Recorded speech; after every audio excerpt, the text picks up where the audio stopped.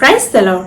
భయపడకుడి, ఇదిగో ప్రజలందరికీ కలగబోవు మహా సంతోషకరమైన సువర్తమానము నేడు మీకు నేను తెలియజేయుచున్నాను. అది మరేదో కాదండి, దావీదు పట్టణమందు నేడు మన కొరకు రక్షకుడు పుట్టి ఉన్నాడు.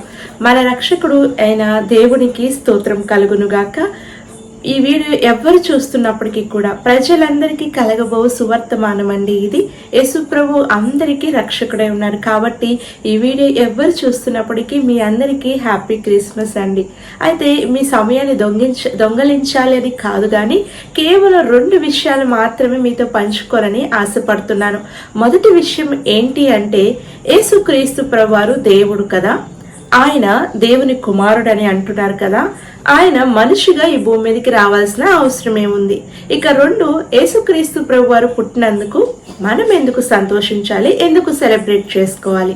మొదటి విషయానికి ఆన్సర్ మీకు చెప్తున్నానండి.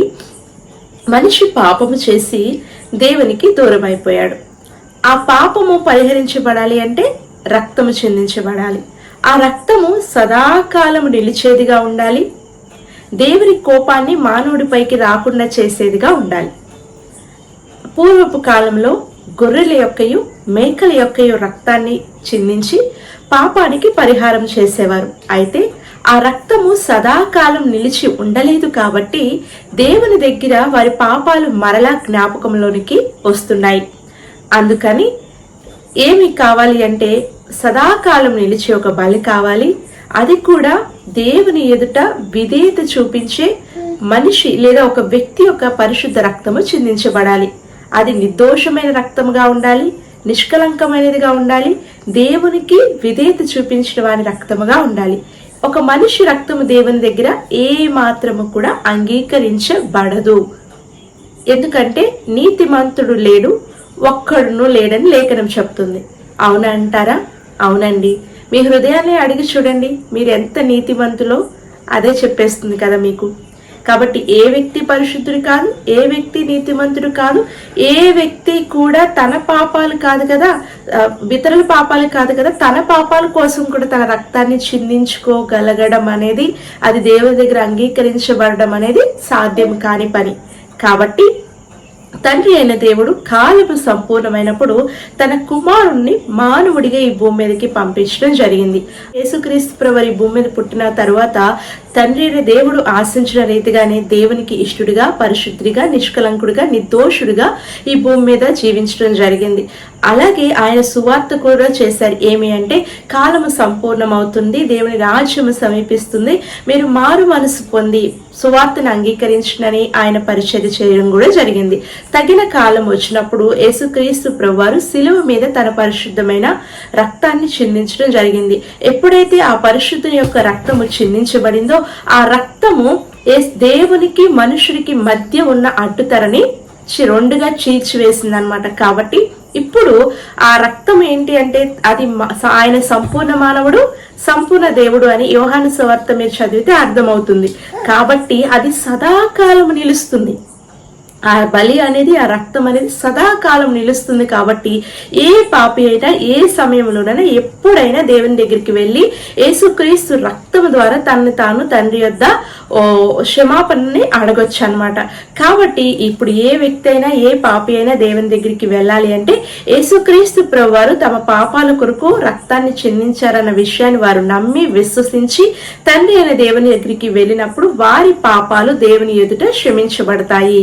అప్పుడు ఆ వ్యక్తి దేవుని చేత పాపరహితుడిగా అవుతాడు. అప్పుడు ఆ వ్యక్తిని తన కుమారుడిగా, తన బిడ్డగా దేవుడు అంగీకరించడమే కాదు, కానీ తన యొక్క జీవితాన్ని కూడా మార్చడానికి ఆయన నిండారుగా సహాయం చేస్తాడు ఆ వ్యక్తికి. కాబట్టి యేసుక్రీస్తు ప్రభువారు ఈ రీతిగా, ఈ విధంగా చేయడం కోసం మాత్రమే మానవుడిగా ఈ భూమి మీదకి రావడం జరిగింది. ఇక మొదటి ప్రశ్నకి మీకు ఆన్సర్ దొరికిందని నేను అనుకుంటున్నాను. మరి 2వ ప్రశ్న ఏంటంటే, యేసుక్రీస్తు ప్రభువారు జన్మించినందుకు మనం ఎందుకు సంతోషించాలి? ఎందుకు ఆయన పుట్టుకను గురించి సంతోషించాలి అంటే, దేవునికి మానవుడికి మధ్య ఉన్న దూరం తగ్గించడానికి లేదా తొలగించడానికి ఆయన పుట్టాడు కాబట్టి ఆయన పుట్టుకను బట్టి సంతోషించాలి. ఇక మన పాపాల నిమిత్తము రక్తము చిందించి ప్రాయశ్చిత్తం చేయడానికి ఆయన పుట్టాడు కాబట్టి మనం సంతోషించాలి. తనను నమ్మిన వారికి పరిశుద్ధాత్మని అనుగ్రహించి ఒక పాపి తన జీవితాన్ని మార్చుకొని పరిశుద్ధంగా జీవించడానికి ఆయన అవకాశం ఇవ్వడం కోసం పుట్టాడు. కాబట్టి ఆ యేసుక్రీస్తు యొక్క జన్మ గురించి మనం సంతోషించాలి. అంటే ఈ విషయం మీకు అబద్ధంగా అనిపిస్తే ఒక్కసారి గూగుల్లో టైప్ చేసి చూడండి. ఎన్ని సాక్ష్యాలు, ఎంతమంది నేను పాపిగా ఉన్నాను, ఇప్పుడు దేవుని నమ్ముకొని పరిశుద్ధంగా జీవిస్తున్నాను, నా జీవితాన్ని ఎలా ఉండి నా జీవితాన్ని దేవుడు ఎలా మార్చాడు అని మీకు అనేకమైన సాక్ష్యాలు గూగుల్లో, యూట్యూబ్లో మీకు దొరుకుతాయండి. కొన్ని దొంగ సాక్ష్యాలు కూడా ఉన్నాయి, నేను కాదనట్లేదు. కానీ ఆ సాక్ష్యాల వల్ల నిజమైన సాక్ష్యాలని కూడా జనాలు నమ్మడం లేదనమాట. కానీ మీకు చెప్పాలనుకుంటున్నాను ఏంటంటే, ఒక పాపాత్మురాలైన స్త్రీ ఉంది బైబిల్లో. యేసుప్రభుని నమ్ముకున్న తర్వాత తన జీవితాన్ని మార్చివేసుకుంది. ఉదాహరణకి చెప్తున్నాను, ఒక వ్యభిచారం చేసే స్త్రీ ఉంది. తను తీసుకొచ్చి రాళ్లతో కొట్టమన్నప్పుడు యేసుప్రభు వారు అంటారు, మీరు పాపం లేనివాడు ఎవడో ఆమె మీద మొదటి రాయి వేయమంటే అందరూ వెళ్ళిపోతారు. అప్పుడు యేసుక్రీస్తు ప్రభు వారు ఏమంటారంటే, ఇదిగో ఎవరు నీ మీద రాయి వేయలేదా, నిన్ను శిక్షించలేదంటే లేదు అంటారు. సరే, నీ పాపాలు క్షమించబడి ఉన్నాయి, నువ్వు వెళ్ళి మరలా పాపం చేయకు అని చెప్పిన తర్వాత ఆమె తన జీవితాన్ని పూర్తిగా మార్చివేసుకున్నట్టుగా మనం చూస్తాం.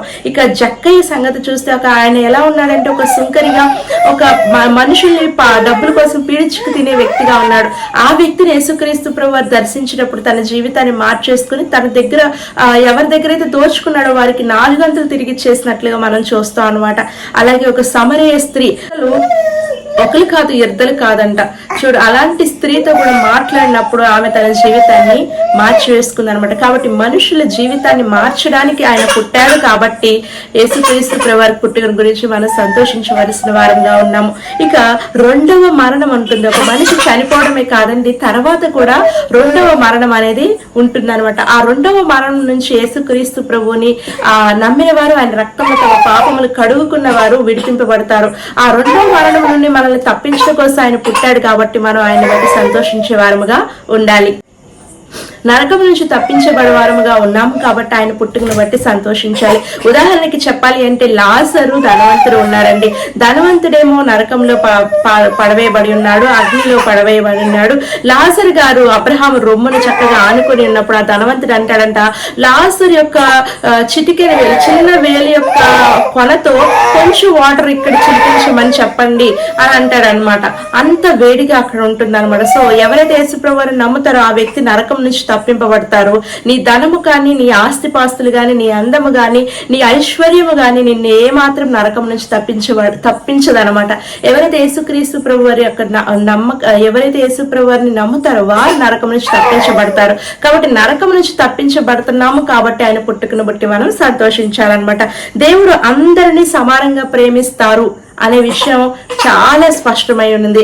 ఎందుకంటే ఆ రోజుల్లో గొర్రెలు కావడం అంటే చాలా తక్కువగా చూసేవారు. కానీ యేసుక్రీస్తు ప్రభువారు మొట్టమొదటి పుట్టారన్న శుభవార్త ఎవరికి చేరిందంటే, లోకంలో ఎన్నిక లేని వారికి, తృణీకరింపబడిన వారికి, నీచులైన వారికి వెళ్ళిందనమాట. వాళ్ళు ఎవరంటే గొర్రెల కాపరి. కాబట్టి దేవుడు అందరినీ సమానంగా ప్రేమిస్తున్నాడు. తన దగ్గరికి ఎవరు వస్తారో వారిని ఆయన తృణీకరింపక అంగీకరించే దేవుడుగా ఉన్నాడు. కాబట్టి అలాంటి దేవుడు మనకి పుట్టాడు. కాబట్టి మనం యేసుక్రీస్తు ప్రభువు పుట్టుకను గురించి సంతోషించవలసిన వారముగా ఉన్నాము. అంత మాత్రమే కాదు, ఎవరైతే యేసుక్రీస్తు ప్రభువారిని నమ్మి ఉన్నారో వారిని విడిచిపెట్టక ఆయన మరలా వారిని తీసుకువెళ్ళడానికి భూమి మీదకి రాబోతున్నారు. కాబట్టి మన నిరీక్షణ మనల్ని సిగ్గుపరచదు. కాబట్టి ఆయన పుట్టినవాడు, పెరిగినవాడు, మన కొరకు రక్తం చిందించిన వాడు, మనల్ని సిద్ధముగా ఉండండి, నేను మరలా వస్తాను, మిమ్మల్ని తీసుకువెళ్తా కానీ మాట ఇచ్చిన దేవుడు మరలా వస్తాడు. కాబట్టి ఆయన పుట్టుకను గురించి, ఆయన మరలా రాబోతున్న విషయం గురించి మనం సంతోషించవలసిన వారముగా ఉన్నాము. మనం నమ్మిన యేసు చనిపోలేదు, కానీ చనిపోయి మృతిని జయించి మరలా తిరిగి లేచి ఉన్నారు. కాబట్టి ఆయన పుట్టుక, ఆయన మరణము, ఆయన పునరుద్ధారాన్ని బట్టి మనం సంతోషించవలసిన వారముగా ఉన్నాము. నిజముగా పరమున చేరుతాము అనే నిశ్చయత మనకి ఉంది. కాబట్టి ఆ పుట్టుకను గురించి మనం సంతోషించవలసిన వారంగా, ఆయన నమ్ముకున్న బిడ్డలుగా మనం సంతోషించవలసిన వారుగా, ఆయనను బట్టి సంతోషించవలసిన వారముగా మనం ఉన్నాము. ఆయన పేరు ఏంటో తెలుసా అండి? దేవదూతలు పలికిన మాట ఏంటో తెలుసా?